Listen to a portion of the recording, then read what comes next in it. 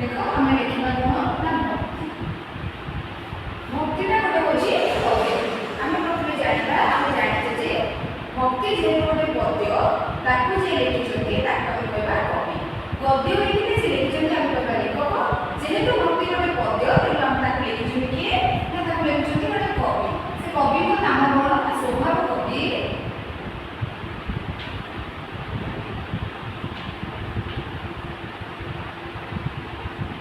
स्वभाव कवि गंगाधर मेघे प्रथम आम चैप्टर को जीवा पूर्व आम कवि विषय किसी कथा जाने कवि परिचय कवि परिचय कवि प्रथम केवे जन्मग्रहण ना कवि 9/8/1852 मसीह श्रावण पूर्णिमा तिथि संबलपुर जिलार बरपाली ग्राम में जन्मग्रहण कर जयंती इंग्रेजी तारीख अनुसार नई भारतीय तिथि अनुसार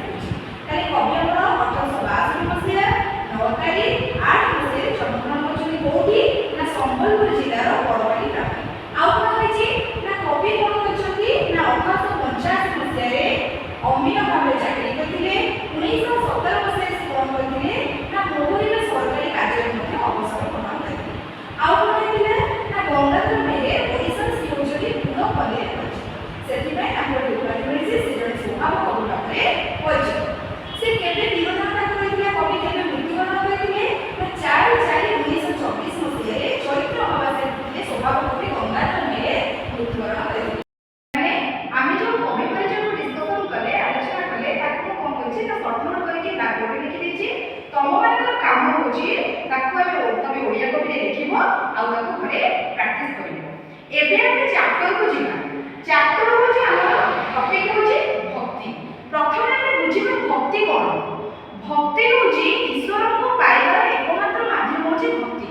अर्थात आमे जदि ईश्वर को किछि दबा को चेष्टा करिबा गोटे फूल जदि आमे दबा फूलटा भी कोन होछि ना ईश्वर को द्वारा सृष्टि होछि आमे ईश्वर को जिंस ईश्वर को द्वारा सृष्टि होइतिबा जिंस को ईश्वर को दान करिबा नाही तेणु कवि एथे कहउछन्ती आमे जहा भी ईश्वर को दबा को चेष्टा करिबा सेटा ईश्वर को द्वारा सृष्टि होछि तेणु गोटिए मात्र माध्यम होछि आमे ईश्वर को देई परिबा सेटा होछि आपण करथिबा भक्ति अर्थात एई भक्ति माध्यम रे ही आमे ईश्वर को पाखरे पहुंची परिबा एबे आमे चैप्टर सहित जड़ित थिबा गंगाधर मेघे लिखिछन्ती से पद्य को आलोचना करिबा कवि कहउछन्ती विश्व जीवन हे तुम्भको करुणा सिंधु बोली बाकु मन बळु नाही जेणु तो सिंधु तब कृपा अर्थात एठारे विश्व जीवन कहिले ईश्वर के कवि कहउछन्ती अर्थात हे ईश्वर तुम्भको करुणा सिंधु बोली बाकु मन बळु नाही जेणु सिंधु तब कृपा अर्थात हे ईश्वर आपण होछन्ती करुणा सिंधु करुणा कहिले दया सिंधु कहिले सागर आपण होछन्ती आम पय दयार सागर बोली बाकु मन बळु नाही जेणु सिंधु तब कृपा आपण को हमर मन बळ नै करुणा सिंधु कृपा बिंदु कहबा पय काहे कि ना जदि एठी कवि सिंधु बा सागर कथा आलोचना करछन्ती से सागरटा ही ईश्वर को द्वारा सृष्टि होइछि तेणु जेहेतु सेटा ईश्वर को द्वारा सृष्टि होइछि तेणु कवि एठी करुणा सिंधु मध्य ईश्वर को बोलिबा को मन करू नाही नेक्स्ट कोन कहछन्ती तुम भजन रे हेबी नाही ना तो माळा जपिबा को बाध्य कोटि कोटि लोक कंठी से माळा के जपि करिबो साध्य अर्थात कवि कहछन्ती तुम भजन रे तमर जो भजन अछि प्रभु हेबी नाही ना तो माळा जपिबा को बाध्य मु आपनकर जो भजन अछि सेथिरे मु माळा जपिबा को बाध्य नै काहे कि ना कोटि कोटि लोक कंठी से माळा के जपि करिबो साध्य कंठी कइले गळार माळा अर्थात ईश्वर जो गळारे जो माळ पकाती सेटा खाली आमे भाबिबा जे फूलर जो समाहार सेटा ना कवि को मतरे से फूल गुडा होची कोटि कोटि ग्रह माने से फूल रे होची जेहेतु कोटि कोटि ग्रह माने ईश्वर को माळ रे होचोती तेणु कवि भी कहबा को चाहउचंती हे प्रभु आपण को भजन रो माळा जपिबा को बाध्य नै काहे कि ना मो पाखरे सेति की साध्य नै मो पाखरे सेति की साधना नै मो पाखरे सेति की सामर्थ्य नै जे आपण को से माळा मध्ये मु जपि पाइबी मु एडे अपदार्थ दिए मु एमिति गोटे मनुष्य दिए जे मोर सेति की सामर्थ्य नै जे मु आपण को से जो माळाटा जपि पाइबी कारण से माळा जपिबा कथा जदि मु भाबुची सेटा खाली फूलर समारोह ताकरे कोटि कोटि ग्रह मानकर सेटा होची समारोह नेक्स्ट कहउचंती देई नाही मोर पाद धुली केनी पारिबो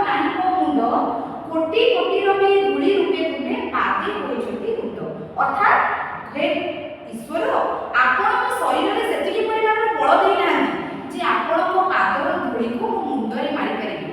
कवि एठी कोन कहउछथि ना हे ईश्वर आपण शरीर में सेतिकी परिमाण बल देई नांती जे आपण जे पादर धूली टिके को मारिबा पय मुंड सेतिकी ग्रहण करि परिबो काहेकि ना कोटि कोटि रुपे धूली रूपे तुमे पादे होइछथि मुंड कवि कहले सूर्य ना तपन ना दीपक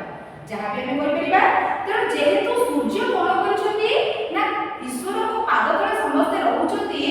भगवान रहउछथि सूर्य देवता रहउछथि तेणु मो शरीर रे सेतिकी बल नै जे सूर्यंकर टिके पाद धूली नै मो मुंडरे मारि पारि कारण आपण शरीर रे सेतिकी परिमाणर बल देई ना नेक्स्ट कहछथि हृदयर कथा जानि पाखु अछि तुम्भर असीम शक्ति जे सेतिकी ज्ञानी जेतिकी अछि मो हृदय तुम प्रति भक्ति अर्थात कवि आउरी गोटे बढ़िया कथा कहछथि कोन ना हृदयर कथा जानिबा अछि तुमर असीम शक्ति अर्थात आपनकर शक्तिर सीमा नै आपनकर शक्ति होछि सीमाहीन आपण समस्त आपण होछथि सर्व दृष्टिमान आपण सब किछि देखि परिबे सब किछि जानि परिबे तेणु कवि गंगाधर मेहर सूचय दोछथि हे ईश्वर आपण कोन करछथि ना आपण समस्तकर हृदयर कथा जानि परछथि आपण से हृदयर कथा जानिबा पई आपनक पाखरे असीम परिमाण शक्ति अछि आपनक पाखरे सीमाहीन शक्ति अछि जहा के केबे कल्पना करा जाय परिबनि जहा के केबे गुणा जाय परिबनि आ कोन कहछथि ना सेतिकी घेनिबो जेतिकी अछि मो हृदय तुम प्रति भक्ति अर्थात मो हृदय रे आपनक पई जेतिकी परिमाण भक्ति अछि जेहेतु आपण सर्व दृष्टिमान आपण सब किछि देखि पारंती तेणु हे ईश्वर आपनक एतिकी अनुरोध करछि जे मो हृदय रे आपनक प्रति जेतिकी परिमाण भक्ति अछि आपण सेतिकी परिमाण भक्ति ही आपनक पई ग्रहण करिवे नेक्स्ट कहछथि थापी बाटु तुम मूल दिगपुत्र हृदय रे नाही स्थान सकल्प गलभे रहि कि पारई हिमालय स्थान अर्थात एठी कवि आहुरी गोटे भल कथा कहले हमहु बुझेइ देबे कोन ना थापी बाटु कहले स्थापन करिबाकू साइति रखिबाकू कोउठी स्थान नै ना थापी बाटु तुम मूल दिगपुत्र हृदय रे नाही स्थान अर्थात आपनकर गोटे मूर्ति कथा जदि हम आलोचना करिबा से मूर्तिटा को मध्य मो हृदय रे रखि परिबे नै काहेकि ना आपनकर मूर्तिटे रखिबा पई मो हृदय रे सेतिकी स्थान नै आपनकर मो हृदयटा एते छोट जे एते क्षुद्र जे मो आपनकर गोटे छोट मूर्तिटा को मो हृदय रे रखि परिबे नै काहेकि कवि एटा बुझेइ दोछथि ससर्प गरबे रहि कि पारई हिमालय स्थान मान ससर्प कहले सोरिष हिमालय कहले हिमालय होछ गोटे पर्वतर नाम सानुमान कहले गोटे पर्वत अर्थात कवि एटा बुझेइ दोछथि ससर्प गरबे रहि कि पारई हिमालय स्थान मान ससर्प कहले गोटे सोरिष केते छोट केते क्षुद्र जदि गोटे सोरिष भितरे हम गोटे एते बड़ हिमालय पर्वत को रखिबा को चेष्टा करिबा चिंता करिबा ताहले आमे रखि परिबा कि रखि परिबा नै काहेकि ना पर्वतर आकार एते विराट बड़ आ सोरिष देखिबा पय एते क्षुद्र जे आमे चाहिले भी एते बड़ विराटकारी पर्वत को सोरिष भितरे आमे रखि परिबा नै कविता रे सेही भली भाबरे बुझेइ दोछथि जेमिति गोटे हिमालय गोटे विराट बड़ पर्वत को आमे सोरिष गर्भरे रखि परिबा नै सेमिति आपनकर गोटे मूर्तिटा को मध्य मोर हृदय रे रखि परिबा नै अर्थात कवि एटा तुलना करछथि कंपेयर करछथि काहा को काहा सहित कवि जो तांकर ईश्वरकर मूर्तिटा को हिमालय पर्वत सहित आउ हिला कवि मूर्तिटा को जेमति हिमालय पर्वत सहित तुलना करछथि सेमति आउ गोटे जिंस तांकर हृदयटा को सोरिष सहित तुलना करछथि ताले कवि एटा कंपेयर करछथि तुलना करछथि काहा को काहा सहित ना कवि हिमालय पर्वत सहित भगवान को मूर्ति को जेमति हिमालय पर्वत देखिबा पय विराट बड़ विराट काय हम तुलना करा जाय परिबो नाही सेमिति आकार को तुलना करा जाय परिबो नाही सेमिति भगवान को मूर्ति देखिबा पय सेमिति बहुत विराट काय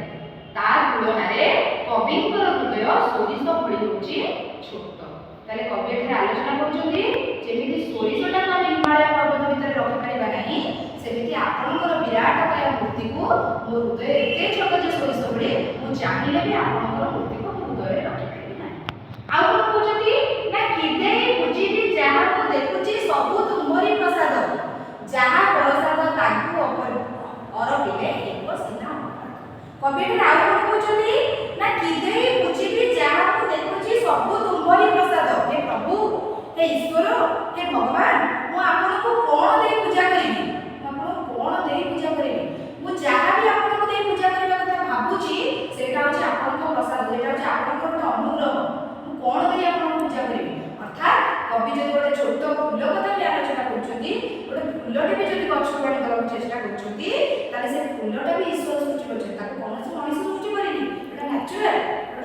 ପ୍ରାକୃତିକ ତେଣୁ ଯାହାକୁ ଭଗବାନ ସୃଷ୍ଟି କରିଛନ୍ତି ତାକୁ କବି ଭଗବାନଙ୍କୁ ଦବାକୁ ଚାହୁଁନାହାନ୍ତି। ତେଣୁ କବି ଏଠି କହୁଛନ୍ତି ହେ ପ୍ରଭୁ ହେ ଈଶ୍ୱର କିଦେଇ ବୁଝିବି ଯାହା ମୁଁ ଦେଖୁଛି ସବୁ ତୁମରି ପ୍ରସାଦ। ହେ ଈଶ୍ୱର ଆପଣଙ୍କୁ ମୁଁ କଣ ଦେଇ ପୂଜା କରିବି ଆଉ ଯାହା ବି ଦେଇ ପୂଜା କରିବା କଥା ମୁଁ ଚିନ୍ତା କରୁଛି ଆଉ ମୁଁ ଦେଖୁଛି ସବୁ ହେଉଛି ଆପଣଙ୍କର ଅନୁଗ୍ରହ ଆପଣଙ୍କର ପ୍ରସାଦ।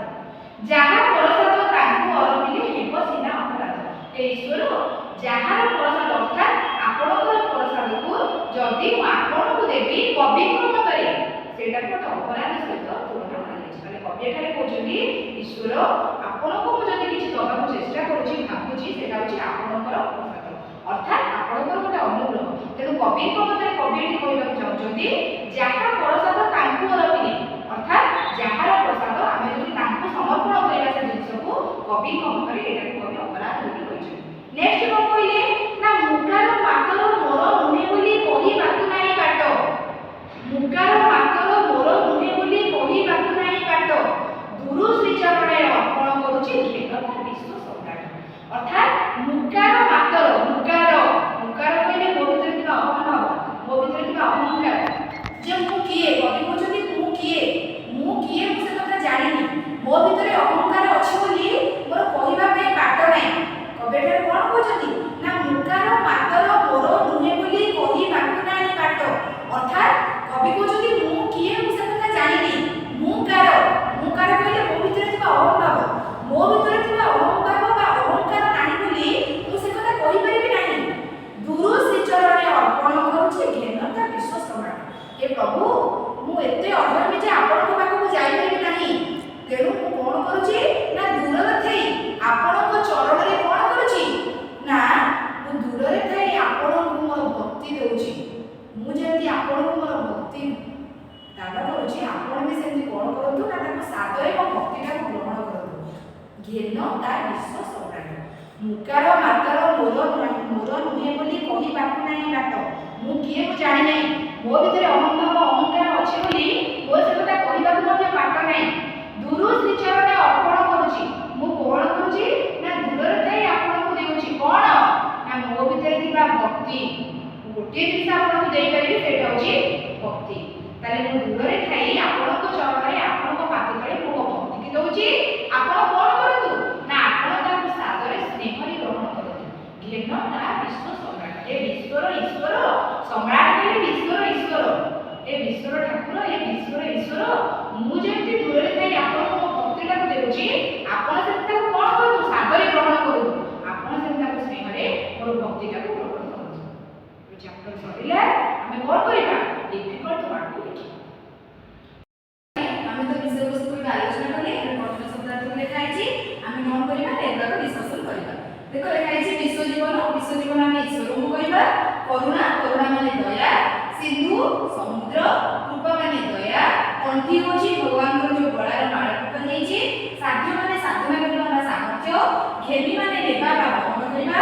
ରବି ହେଉଛି ସୂର୍ଯ୍ୟ ରୁଣ୍ଡ ମାନେ ଜମାଇବା ଅସୀମ ହେଉଛି ସୀମାହୀନ ଥାପିବା ମାନେ ସ୍ଥାପନ କରିବା ମୂଳଧି ହେଉଛି ପ୍ରତିମା ବା ମୂର୍ତ୍ତି କ୍ଷୁଦ୍ର ହେଉଛି ଛୋଟ